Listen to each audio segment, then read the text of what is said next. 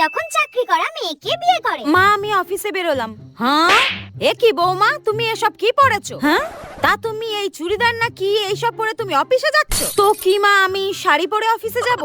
শোনো বৌমা, এই অফিসে না কোথায় যাচ্ছ এটার জন্য অনুমতি দিয়েছি মানে এই নয় তুমি যা ইচ্ছা তাই পরে সেখানে যাবে। নতুন বিয়ে হয়েছে তো নাকি? মা নতুন বিয়ে হয়েছে তো কি হয়েছে? আর তাছাড়া আপনার ছেলেকে তো আমি বলেইছিলাম বিয়ের আগে যে আমি বিয়ের পর সমস্ত ধরনের ড্রেস পরবো, আর তাতে তো আপনার ছেলে বারণও করেন। হ্যাঁ ইভেন আমাকে বলেছিল আপনিও কোনো বাধা দেবেন না, তো এখন এত কথা হচ্ছে কেন? শোনো বৌমা, অফিসে যাওয়ার জন্য অনুমতি দিয়েছিলাম, অন্য কোথাও না। অফিসে গেলে তো টাকা আসবে তার জন্য।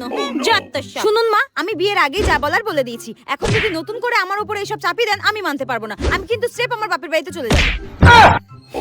বাবা কি মুখ রে বাবা, মুখ তো নয় যেন একদম ক্ষয় ফুটছে, মুখের মধ্যে মনে হয় একদম নুরো জ্বলে। কতবার বাবুকে বললাম কি সুন্দর একটা মেয়ে দেখেছি তাকে বিয়ে কর, তা না একটা ধানে লঙ্কাকে বিয়ে করলো। যত সব।